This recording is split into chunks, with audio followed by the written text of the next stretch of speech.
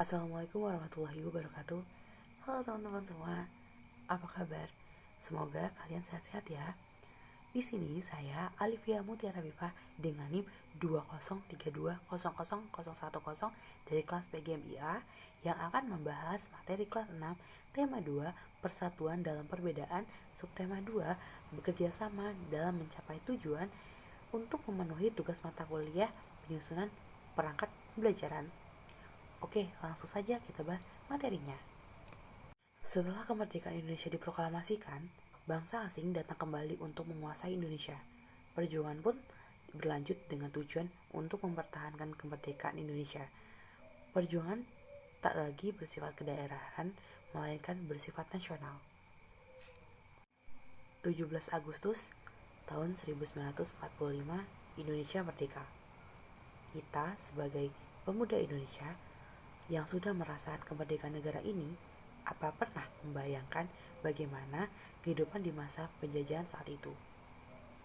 Para pahlawan dan orang-orang yang mencintai tanah airnya rela mengorbankan harta benda, bahkan nyawa mereka, supaya kita bisa tersenyum pada hari ini. Oleh karena itu, sebagai pemuda Indonesia, coba yuk kita merasakan bagaimana proses perjuangan mereka. Dalam materi ini yang akan membahas strategi perjuangan menghadapi ancaman Belanda dan sekutu dalam mempertahankan kemerdekaan. Nah, sekarang kita bahas satu persatu yuk kejadiannya bagaimana. Pada tanggal 25 September 1945, tentara Afning atau Allied Forces Netherlands East Indians beserta NICA, Netherlands Indians Civil Administration, mereka mendarat di Jakarta. Awalnya, mereka ingin membebaskan tawanan perang dan melucuti tentara Jepang. Tetapi kedatangan mereka ditentang oleh bangsa Indonesia. Maka terjadilah beberapa pertempuran hebat di wilayah Indonesia dan diantaranya ada di Bandung, Surabaya, dan Ambarawa. Dan berikut pertemuan yang ada di Indonesia. Pertama yaitu Bandung Lautan Api.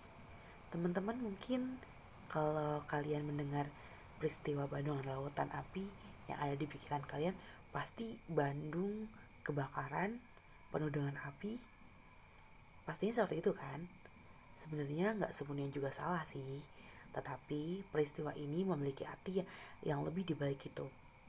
Bandung Lautan Api terjadi pada tanggal 23 Maret tahun 1946. Jadi setelah merdeka dong. Iya guys, setelah merdeka. Jadi setelah merdeka itu Bandung Lautan Api merupakan peristiwa dikosongkan dan di bumi hanguskannya kota Bandung, Jawa Barat. Hal ini dilakukan sebagai upaya Bandung tidak dikuasai oleh NICA, karena pada saat itu Indonesia menyadari kalau akan kalah jumlah pasukan dan persenjataannya. Jadi bisa dikatakan kalau Bandung Lautan Api merupakan sebuah taktik yang digagas oleh Jenderal Nasution dan Sultan Syahrir untuk menghindari perebutan kekuasaan oleh Belanda dan NICA.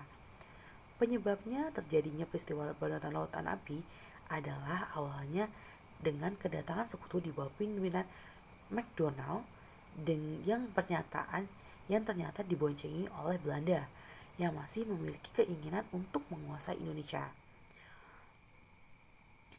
Sampai akhirnya McDonald menyampaikan ultimatum untuk mengosongkan wilayah Bandung Utara. Hal tersebut yang menyebabkan berbagai pertempuran sering terjadi. Hal ini yang juga menjadi penyebab peristiwa Bandung Lautan Api. Oh iya teman-teman, tahu gak sih kalau Bandung Lautan Api itu dijadikan film dan dijadikan lagu? Karena peristiwa ini dianggap heroik karena warga Bandung dan beserta tentara-tentaranya rela membakar rumah dan harta bendanya demi mempertahankan kemerdekaan Indonesia loh. Keren juga ya. Teman-teman, lanjut ke peristiwa yang kedua yaitu pertempuran Ambarawa. Pertempuran Ambarawa adalah pertempuran yang terjadi pada tanggal 20 Oktober 1945 sampai dengan 15 Desember tahun 1945. Pertempuran Ambarawa merupakan pertempuran yang terjadi antara pasukan Tentara Keamanan Rakyat atau TKR dan pemuda Indonesia melawan pasukan Inggris. Pertempuran ini terjadi karena masuknya pasukan Inggris yang awalnya masuk ke Indonesia dengan maksud mengurusi tawanan perang. Akan tetapi justru membebaskan tawanan perang tanpa persetujuan Indonesia dan berusaha merebut Jawa Tengah. Saat pertempuran terjadi, tentara Inggris tidak memiliki persenjataan yang kuat dan menghadapi krisis melawan pergempuran pemuda Indonesia.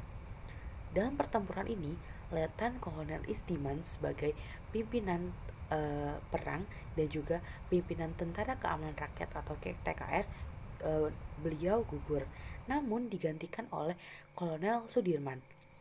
Di bawah kepemimpinannya, pasukan TKR melakukan teknik sumpit urang, yaitu pengepungan rangkap dari kedua sisi sehingga lawan terkepung, dan akhirnya pada tanggal 15 Desember tahun 1945 pertempuran berakhir dengan kemenangan di pihak Indonesia dan pemunduran sekutu ke Semarang. Lanjut ke peristiwa yang terakhir, yaitu pertempuran 10 November di Surabaya. Pada tanggal 25 Oktober tahun 1945, pasukan sekutu dari Brig 49 mendarat di Tanjung Perak, Surabaya. Pasukan ini dipimpin oleh Brigadir Jenderal A.W.S. Malabi. Pihak sekutu menjamin tidak ada pasukan Belanda yang membonceng dan tugas mereka hanya melucuti tentara Jepang. Namun, ternyata sekutu melanggar kesepakatan itu dengan melakukan provokasi terhadap masyarakat Surabaya. Masyarakat Surabaya tidak terima dan terjadilah pertempuran hebat yang dipimpin oleh Bung Tomo dan berakhir setelah terjadinya insiden di Gedung Internatio yang menewaskan Brigadir Jenderal Malabi.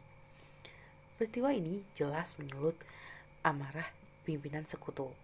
Dan pada akhirnya sekutu mengeluarkan ultimatum yang berisikan ancaman, di mana pihak sekutu mengancam akan menggempur Surabaya dari darat, laut maupun udara apabila rakyat Surabaya tidak menjalankan instruksi sampai batas waktu yang ditetapkan, yaitu tanggal 10 November 1945 pukul 6 pagi. Rakyat Surabaya justru malah menolak ultimatum sekutu. Dengan penolakan tersebut, tandanya rakyat Surabaya telah siap untuk berperang. Meskipun senjataan sekutu jauh lebih modern, namun mereka perlu waktu selama 3 minggu untuk menguasai kota Surabaya. Akan tetapi, kemenangan tetaplah milik Indonesia, dan arek-arek Surabaya berhasil merobek bendera Belanda dan mengibarkan bendera merah putih. Nah, teman-teman, gimana? Salut banget ya sama perjuangan para pahlawan dan rakyat Indonesia pada masa itu. Oleh karena itu, kita sebagai generasi muda, kita harus mengapresiasi dan menjaga kedaulatan Indonesia dengan cara melakukan hal-hal yang sifatnya positif yang membanggakan Indonesia. Oke, itu tadi yang bisa saya sampaikan tentang upaya mempertahankan kemerdekaan Indonesia. Kesimpulannya, setelah kemerdekaan Indonesia diproklamasikan, masih terjadi pemberontakan, di antaranya Bandung Lautan Api, pertempuran 10 November di Surabaya, dan pertempuran Ambarawa. Dan para pahlawan dan rakyat Indonesia tetap gigih mempertahankan kemerdekaannya. Oke, cukup sekian yang saya bisa sampaikan. Kurang lebihnya saya mohon maaf. Semoga ilmunya bermanfaat. Terima kasih. Sampai jumpa. Wassalamualaikum warahmatullahi wabarakatuh.